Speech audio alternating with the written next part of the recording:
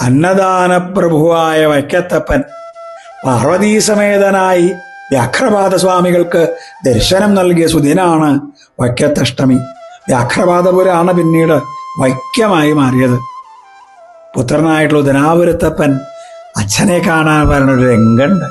രണ്ടുപേരും ഒരുമിച്ച് കൂടി പൂജ. അവസാനം ആ ഉണ്ണിയെ യാത്രയാക്കണ രംഗം പൊട്ടിക്കരഞ്ഞു പോകും ഏത് ഭക്തന്മാർ. വില്ലുമംഗലസ്വാമിയാര് ഭഗവാനെ തൊഴാൻ വന്നു. വൈക്കത്തപ്പനെ കാണാനില്ല. അന്വേഷിച്ച് ചെല്ലുമ്പോൾ ആ ഊട്ടുപേരയുടെ അടുത്തുള്ള വലിയ അടുക്കളയിൽ ഇങ്ങനെ പായസം ഇളക്കിക്കൊണ്ട് നിൽക്കുക അത്രേ. മുട്ടസ്ഥ ചട്ടുക പിടിച്ചോളുക എന്ന് പറയില്ല, അപ്രത്യക്ഷാവിലൊപ്പം ഇന്നും ആ വലിയ അടുക്കളയിലെ ഭഗവാൻ ദേഹണ്ണക്കാരനായിട്ടുണ്ട് എന്ന് ഭക്തന്മാർ വിളിച്ചു പറയണു. വൈക്കത്തപ്പന്റെ പാതാരവിന്ദങ്ങളിൽ അനന്തനന്ദനന്ദ കോടി പ്രണാമങ്ങൾ അർപ്പിച്ചുകൊണ്ട് കണ്ണന് തൃക്കൈവെണ്ണയായി വാക്കുകളെ സമർപ്പിക്കട്ടെ. കൃഷ്ണ ഗുരുവായൂരപ്പ.